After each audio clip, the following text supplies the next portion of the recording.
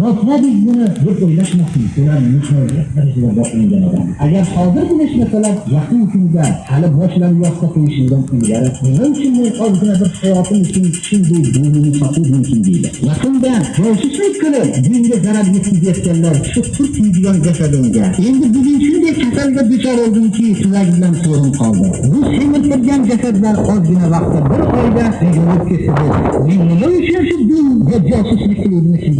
Afsuslar chekadi. Yoshi yoshlikka tegish nasib bo'lsa. Bo'lmasam albatta tarix ham, uzun tarix ham, yaqin tarix ham shuni isbotlaydiki, din bilan kurashgan odam albatta uning avlodiga katta isnodlar qo'ydi. Biz Allohga hamda ishimiz kerakki, zolim do'stlarni deb qo'yganligimiz. Shuning uchun har bir odam o'zining harakatida hikmat bilan harakat qilmoqda. Assalomu alaykum qadrli birodarlar.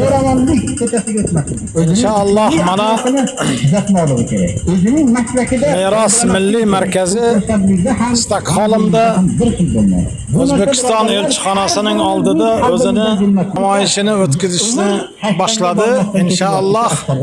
Biz aqlimizning 15-20 yil bolalik bilan o'tib ketadi. Yana 5 Mana shu yerda biz xastalarni o'tib ketadi. bugun endi aqlimiz kelgan ozgina bir Allohni tanigan ma'lum bir davrda o'zimizni to'g'rilashlik bilan ko'rsatamiz inshaalloh. Shuning uchun biz bu yo'lda ikkilanmasligimiz kerak. Xuddi tarixdagi haqiqiy namoyishni o'zimizni talabimizni, maqsadimizni inshaalloh qadamimizni sobit qilishligini qaramaydi. Haqiqiy jannat qarab turinglar. mo'minlarning sifati shundaydir.